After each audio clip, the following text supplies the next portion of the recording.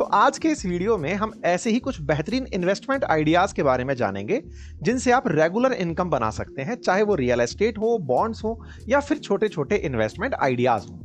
सबसे अच्छी बात यह है कि इसके लिए आपको कोई फाइनेंस एक्सपर्ट बनने की जरूरत नहीं है। अगर आप भी चाहते हैं कि पैसा आपके लिए काम करे, ना कि आप पैसे के पीछे दौड़ें, तो वीडियो को एंड तक जरूर देखिएगा। तो सबसे पहला इन्वेस्टमेंट आइडिया है fixed deposit.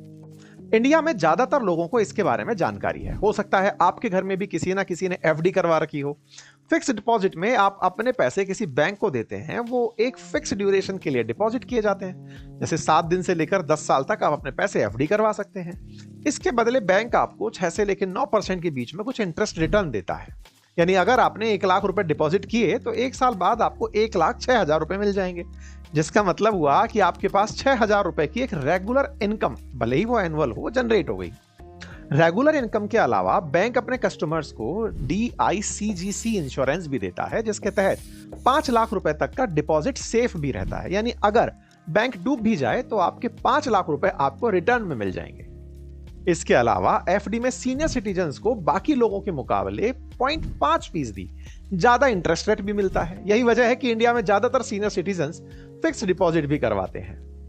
SBI research Ecowrap report के अनुसार इंडिया में सीनियर सिटीजन्स के 74 मिलियन एफडी अकाउंट्स हैं, जिनके अंदर 34 लाख करोड़ की धनराशि डिपॉजिट है। सीनियर सिटीजन्स में एफडी करवाने का ये जो ट्रेंड है, ये पिछले 5 सालों में 143% बढ़ा है। सीनियर सिटीजन्स के अलावा कोविड के बाद छोटा मोटा बिजनेसमैन या फिर एम्प्लॉय भी एफडी करवाने लगे, जिसके चलते साल 2023 के एंड तक इंडिया में टोटल बैंक डिपॉजिट में फिक्स्ड डिपॉजिट का शेयर 60% तक बढ़ गया। लेकिन फाइनेंस एक्सपर्ट के मुताबिक अगर आप अपने 20s और 30s में हैं, तो आपके लिए एफडी एक अच्छा इन्वेस्टमेंट ऑप्शन नहीं है, क्योंकि एफडी में जो 6 से 9% का रिटर्न मिलता है, वो सालाना बढ़ती इन्फ्लेशन को भी बीट नहीं कर पाता। जैसे इस साल इंडिया का इन्फ्लेशन रेट 3 से 4% है, यानी 100 रुपए की चीज 1 साल बाद स्वतः ही 104 रुपए में मिलेगी। ऐसे में अगर 100 रुपए की एफडी करवाते तो 1 साल बाद आपको 106 से लेके 109 के बीच में कुछ मिलता।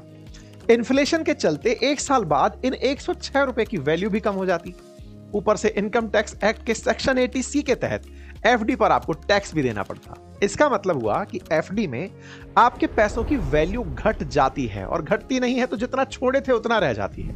ऐसे में इन्वेस्टमेंट करते समय इन्फ्लेशन एडजस्टेड रिटर्न पर ही हमें फोकस करना चाहिए, यानी आपको इन्फ्लेशन से ज्यादा रिटर्न मिले, इस बात पर फोकस होना चाहिए। अब हम आते हैं अपने सेकंड इन्वेस्टमेंट ऑप्शन पर, वो है रियल एस्टेट। साथियों, रियल एस्टेट में इन्वेस्टमेंट करने से भी रेगुलर रेंटल इनकम जनरेट की जा सकती है। अब रिपोर्ट्स की अगर हम बात करें तो इंडिया में रियल एस्टेट सेक्टर साल 2030 आते आते $1 ट्रिलियन और 2047 तक $5.8 ट्रिलियन तक पहुंच जाएगा। ऐसा कहा जा रहा है कि साल 2025 से 2030 के बीच यह बाजार लगभग 24% से ग्रो करेगा, यानी इसमें इन्वेस्टमेंट की अच्छी अपॉर्चुनिटीज हैं। लेकिन रियल एस्टेट की सबसे बड़ी प्रॉब्लम है इसका इन्वेस्टमेंट कैपिटल, यानी इसमें इन्वेस्टमेंट करने के लिए आपके पास लमसम 20 से 30 लाख रुपए होने चाहिए, तभी आप किसी कमर्शियल या रेजिडेंशियल प्रॉपर्टी में इन्वेस्ट करके उससे एक अच्छी रेंटल इनकम जनरेट कर सकते हैं। रियल एस्टेट में इन्वेस्ट करने के बाद जो इनकम जनरेट होती है उसे रेंटल यील्ड कहा जाता है।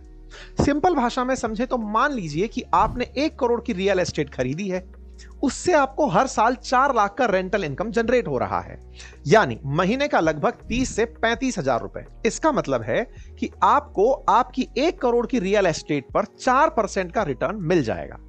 लेकिन रियल एस्टेट की खास बात यह है कि यह हर साल आपको इन्फ्लेशन को बीट करती है, क्योंकि हर साल प्रॉपर्टी की वैल्यू बढ़ती जाती है। ऐसे में हर साल मिलने वाला रेंटल इनकम और प्रॉपर्टी की बढ़ती कीमत को मिलाकर रेंटल यील्ड कैलकुलेट की जाती है। नॉर्मली रियल एस्टेट 5 से 6% से ग्रो करता है, और अगर रेंटल इनकम से आपको 4% का रिटर्न मिला तो आपको रियल एस्टेट का लगभग 10% का रिटर्न मिल सकता है, जो इन्वेस्टमेंट की दुनिया में काफी अच्छा रिटर्न माना जाता है। लेकिन इतना रिटर्न लेने के लिए आपके पास एक अच्छा खासा लमसम अमाउंट होना जरूरी होता है। अब आप में से कुछ लोग कहेंगे कि सर हमारे पास इतना बड़ा अमाउंट नहीं है, इसका कोई सॉल्यूशन दीजिए। तो साथियों, इसका सॉल्यूशन है हमारे पास, जिसे कहते हैं REIT, जो हमारा थर्ड इन्वेस्टमेंट आइडिया है, that is real estate investment trust. अब ये क्या होता है? ये ऐसा इन्वेस्टमेंट ट्रस्ट है जो कई लोगों से छोटी छोटी अमाउंट को लेकर बड़ी रियल एस्टेट में इन्वेस्ट करता है। ये बिल्कुल वैसे ही जैसे स्टॉक खरीदने के लिए आप महज 400 रुपए से शुरुआत कर सकते हैं। इस समय इंडिया में 3 बड़ी REIT हैं जो ऐसे REIT स्टॉक्स को बाई और सेल करती हैं। रिपोर्ट्स के अनुसार इंडिया के स्मॉल और मीडियम REIT सेक्टर का मार्केट साइज 2026 तक $60 बिलियन तक पहुंच जाएगा, जो कई सारी इन्वेस्टमेंट अपॉर्चुनिटीज ला सकता है। REIT आपके पैसे को रियल एस्टेट में इन्वेस्ट करने के बाद जो रेंटल इनकम जनरेट करेगा उसका एक खास हिस्सा आपको एज डिविडेंड यील्ड रिटर्न करेगा। ये एक अच्छी रेगुलर इनकम बन सकता है। REIT की सिर्फ एक दिक्कत है, वो ये कि इसमें आपको सिर्फ डिविडेंड मिलता है, प्रॉपर्टी का कैपिटल एप्रिसिएशन नहीं मिलता। यानी जिस रियल एस्टेट में आपकी REIT ने इन्वेस्ट किया है, अगर उसकी वैल्यू बढ़ गई तो उससे आपको कोई फायदा नहीं होने वाला, जबकि सीधा रियल एस्टेट में इन्वेस्ट करने पर आपको कैपिटल एप्रिसिएशन भी मिलता है। यानी सरल भाषा में समझें, अगर आपके पास अच्छा खासा अमाउंट है तो आप रियल एस्टेट में इन्वेस्ट करके रेंटल यील्ड जनरेट कर सकते हैं, और अगर आपके पास पैसा नहीं है तो आप REIT में इन्वेस्ट करके डिविडेंड के माध्यम से रेगुलर इनकम जनरेट कर सकते हैं। चुनाव आपको करना है। अब फोर्थ ऑप्शन क्या है? यह है इक्विटी और म्यूचुअल फंड। साथियों, इन्वेस्टमेंट का fourth option that is equity और म्यूचुअल फंड में इन्वेस्ट करना, यानी ऐसे फंड या स्टॉक में निवेश करना जहां आप रेगुलर इनकम जनरेट कर सकते हो। इंडिया में इस समय 5 करोड़ से ज्यादा लोग म्यूचुअल फंड में इन्वेस्ट करते हैं। रिपोर्ट्स के अनुसार 2024 के अंत तक mutual fund industry 68 lakh crore का आंकड़ा पार कर चुकी है। म्यूचुअल फंड और इक्विटी मार्केट में हाई रिस्क तो है, लेकिन इसमें हाई रिटर्न्स भी मिलते हैं। स्टॉक और इक्विटी मार्केट वॉलेटाइल होने की वजह से यह हर रोज ऊपर नीचे होता रहता है। यानी अगर किसी दिन मार्केट डाउन हो गया तो आपके स्टॉक्स की प्राइसेस भी गिर जाएंगी।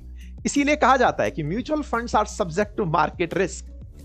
ऐसे में अगर आपको उस रेगुलर इनकम की जरूरत ऐसे दिन पड़ जाए जिस दिन मार्केट डाउन है, तो आपके बहुत सारे इन्वेस्टमेंट यूनिट सेल करने पड़ेंगे।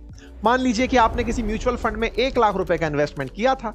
अगर उस म्यूचुअल फंड की वैल्यू 10 रुपए होती तो आपको 10,000 यूनिट मिल जाती। वॉलेटाइल मार्केट की वजह से म्यूचुअल फंड की वैल्यू 10 रुपए से घटकर अगर 9 रुपए रह गई या फिर बढ़कर 11 रुपए भी हो सकती है। ऐसे में अगर आपको रेगुलर इनकम के लिए 10 रुपए की वैल्यू पर 100 यूनिट बेच दिए तो आपको 1,000 रुपए मिल जाएंगे और आपके पास 10,000 में से 9,900 यूनिट बच जाएंगी। लेकिन अगर किसी दिन मार्केट डाउन है और आपके म्यूचुअल फंड की वैल्यू 9 रुपए रह गई तो वो 1,000 रुपए पाने के लिए आपको 100 की जगह 111 यूनिट बेचने पड़ेंगे। यानी मार्केट गिरने की वजह से आपको ज्यादा यूनिट्स बेचने पड़ेंगे, जिससे आपकी इन्वेस्टमेंट जल्दी खत्म हो जाएगी। इसी वजह से इक्विटी और म्यूचुअल फंड से स्टेबल इनकम जनरेट करना थोड़ा मुश्किल लगता है। लेकिन हमारे पास एक और ऑप्शन है जिसमें आप एक अच्छी रेगुलर इनकम जनरेट कर सकते हैं, और वो ऑप्शन है बॉन्ड्स। साथियों, बॉन्ड्स इन्वेस्टिंग FD इन्वेस्टमेंट की तरह ही होती है, बस इन्वेस्टमेंट और रिटर्न के मामले में थोड़ा बहुत फर्क होता है। आपको जानकर हैरानी होगी कि इंडिया का जो बॉन्ड बाजार है वो $2.69 ट्रिलियन तक पहुंच गया है, जिसमें कॉर्पोरेट बॉन्ड लगभग $602 बिलियन के हैं और गवर्नमेंट बॉन्ड लगभग $2.08 ट्रिलियन के हैं। इसके अलावा इंडिया का बॉन्ड मार्केट हर साल 6.5% से ग्रो कर रहा है, जो कि एक काफी अच्छी ग्रोथ मानी जाती है। बॉन्ड्स अगर आसान भाषा में समझें, मान लीजिए कि आपके पास कोई ABC नाम की कंपनी है जिसे एक बहुत बड़ा प्रोजेक्ट मिला है और वो कंपनी उस प्रोजेक्ट को एग्जीक्यूट करने के लिए कुछ पैसा खुद का लगाती है और कुछ बैंक से लोन उठाती है और कुछ रिटेल इन्वेस्टर से पैसा उठाने के लिए बॉन्ड रिलीज करती है। बॉन्ड नॉर्मली 1 से 4 साल के लिए लॉन्च किए जाते हैं और कंपनी इसमें फिक्स रिटर्न देने का दावा करती है, जिसमें लोन पीरियड के दौरान रेगुलर इनकम जनरेट हो सकती है। किसी भी कॉर्पोरेट बॉन्ड को खरीदने से पहले उस कंपनी के बारे में रिसर्च करना जरूरी है। यही नहीं, किसी भी प्रकार का बॉन्ड, चाहे वो कॉर्पोरेट हो या फिर गवर्नमेंट, एक ऐसे प्लेटफॉर्म से खरीदना चाहिए जो ऑथेंटिक हो और ज्यादा से ज्यादा रिटर्न मिलने की संभावना हो। बॉन्ड के बाद हमारा 6th इन्वेस्टमेंट आइडिया है इनवॉइस डिस्काउंटिंग, एक ऐसा इन्वेस्टमेंट ऑप्शन जिसमें आप एक ऑथेंटिकेट इन्वेस्टमेंट क्लब या कंपनी में एक लमसम अमाउंट इन्वेस्ट करते हैं, जिसके बदले वो आपको एक फिक्स अमाउंट ऑफ रिटर्न देने का प्रॉमिस करता है। मान लीजिए कि ABC कंपनी को 10 करोड़ रुपए का कोई ऑर्डर मिला, जिसमें उन्हें कोई प्रोडक्ट बनाकर दूसरी कंपनी को डिलीवर करना था, और उस प्रोडक्ट को बनाने के लिए ABC कंपनी को 8 करोड़ का कॉस्ट लगा। ऐसे में ABC कंपनी ऑर्डर देने वाली कंपनी को 10 करोड़ का इनवॉइस भेजेगी, जिसका पेमेंट ऑर्डर पूरा होने के बाद ही क्लियर होगा। ऐसे में उस ऑर्डर को पूरा करने के लिए एबीसी कंपनी को जो वर्किंग कैपिटल यानी 8 करोड़ रुपए लगेंगे वो इकट्ठा करने होंगे। यहीं पर इनवॉइस डिस्काउंटिंग का टर्म आता है। उस इनिशियल कैपिटल को इकट्ठा करने के लिए एबीसी कंपनी ऑर्डर देने वाली कंपनी से 10 करोड़ का इनवॉइस लेती है और किसी हाई नेटवर्क इंडिविजुअल के पास, जिसके पास अच्छा खासा पैसा है, कोई एनआरआई है या कोई रिटेल इन्वेस्टर है, उसके पास जाती है। उन्हें 10 करोड़ के इनवॉइस पर मान लीजिए 5% की डिस्काउंट देती है, तो वो बने 50 लाख रुपए। यानी वो इन्वेस्टमेंट एबीसी कंपनी को 10 करोड़ की बजाय सिर्फ 9 करोड़ 50 लाख का ही देगा।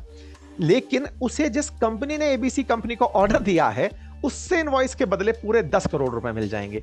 यानी उस इन्वेस्टर को 50 लाख रुपए का बेनिफिट हुआ।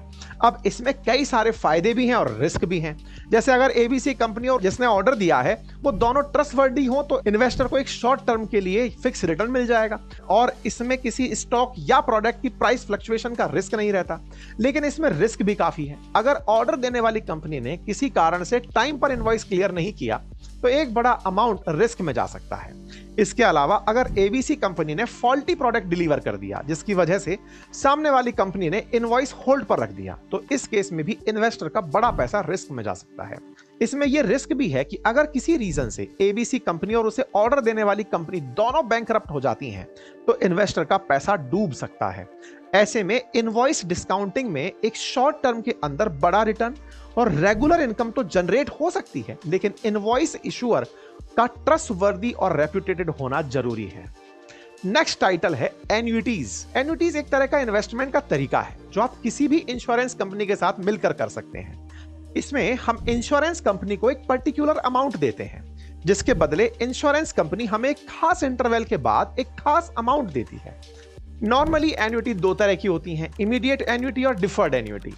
इमीडिएट एन्युइटी में हम एक साथ लमसम अमाउंट देते हैं और उसके बदले कंपनी हमें रिटायरमेंट के बाद हर महीने एक खास अमाउंट देती है। यानी इमीडिएट एन्युइटी एक तरह से पेंशन स्कीम की तरह काम करती है। जिन लोगों के पास लमसम अमाउंट नहीं है उनके लिए ऑप्शन है कि वो डिफर्ड एन्युइटी का उपयोग करें।